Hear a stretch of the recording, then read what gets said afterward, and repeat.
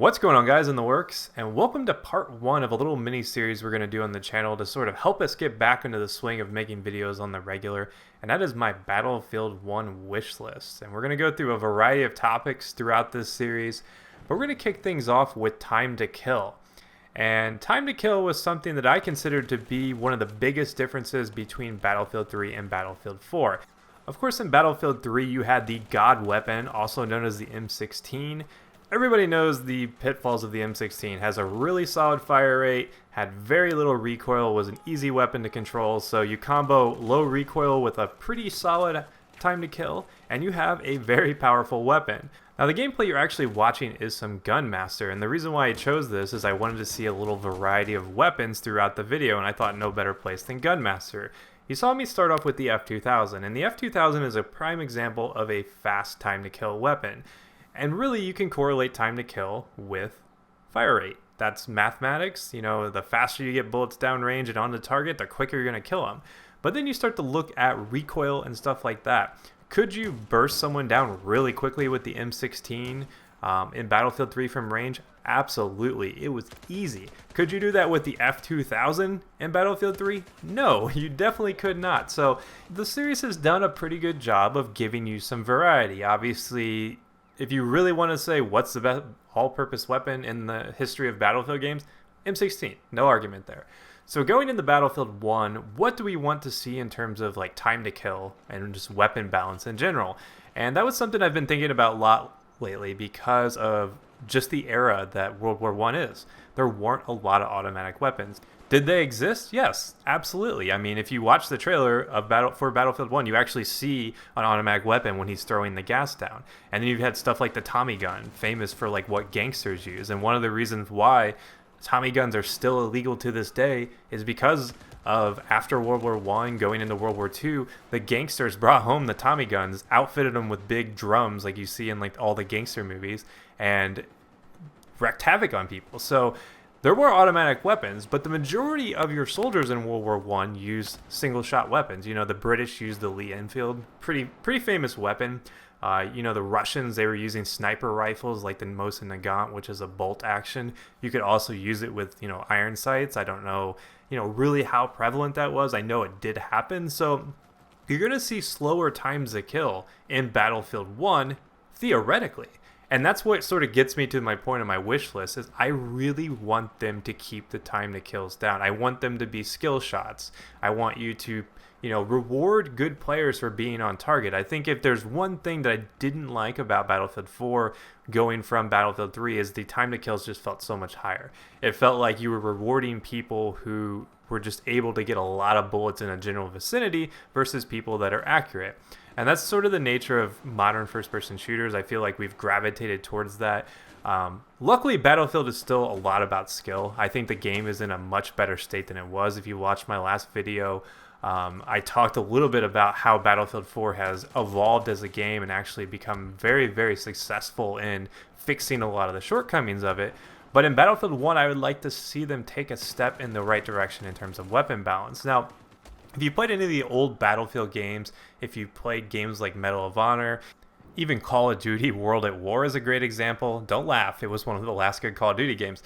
You'll notice that like the single shot weapons, they hit really hard, but obviously being a single shot weapon, you didn't have the advantage in close quarters. It was a little bit trickier. You had lower ammo capacities, which was a big deal. The Thompson was in World at War, and it was basically a pea shooter from range. So I would really love Battlefield 1 to sort of capture that sort of damage scaling model. I feel like you just die way too quickly in Battlefield 4. I would love them to return to a skill set type damage model where when you're on target, you get rewarded. When you're not on target, you don't get rewarded. Now, are things like the Thompson, which you know, it shot a low caliber weapon. It was obviously automatic. Are those going to be better in close combat and kill people quicker? Yes, they're going to have a higher time to kill in close quarters.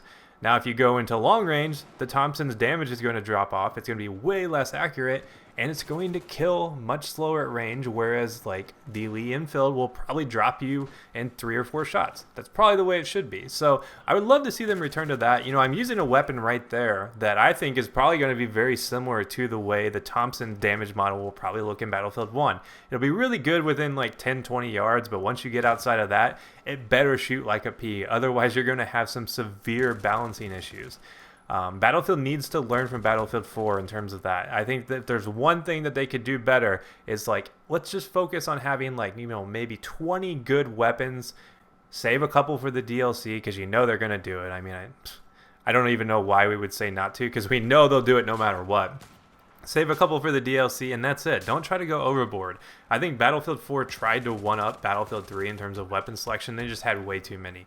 All the weapons sort of felt the same. And I think that's one thing Battlefield 3 as a game did really well, is the weapons felt much different. Which is good. I mean, anytime you can pick up a weapon and it has like characteristics that set it apart from something else, you feel positive about the game. And I think Battlefield 1 should really look at that. Look at the times to kill on different weapons. Is there a reason why we need to have 6 different single shot weapons if they all kill in the exact same time and really don't have that much different? Probably not. That's something, you know, developers will definitely have to look at. Having not played the game, I know some people around the community have already been able to touch it. I can't really comment on what they're going to be putting in terms of weapons, but there's going to be some situations where I think it's going to be tough to balance. I think if you look at, you know, Battlefront as an example, people got a little upset because there really wasn't a lot of variety to Battlefront. All the weapons were kind of the same and there wasn't really that many of them. So perhaps maybe that might push them to go towards the Battlefield 4 model. Maybe they will want to put like every single weapon they can think of into the game just so that, you know, you could say, here's all these weapons. I don't know if I'm a fan of that. Like, I'm actually curious, what do you guys think? Would you rather have more, you know, let's say 20 balanced weapons or 40 weapons that where the balancing is all over the place? Like, some weapons really suck and then there's like 2 weapons that are really good. So I guess I'll call on you guys to sort of answer that question. Which one of those models sounds more appealing? Like, would you rather have more stuff to do?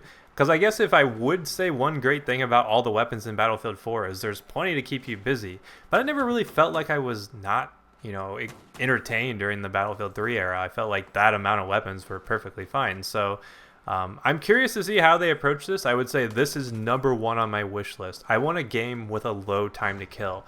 Typically when you have low time to kill, you see a higher skill set ceiling, and it just makes for more engaging and entertaining gameplay. So, you know, that's sort of how I'm going to start this off. I think if there's one thing I can look forward to is assuming that the netcode is good, which, you know, netcode was kind of a placebo during the Battlefield hype anyways, but they seem to have worked that out. As long as that's solid, I think that, you know, gunplay could be really good if they do it right. So I'm curious to see how they play that out. Hopefully you guys enjoyed this video. We'll be talking about vehicles and just vehicles in general in the next episode of this.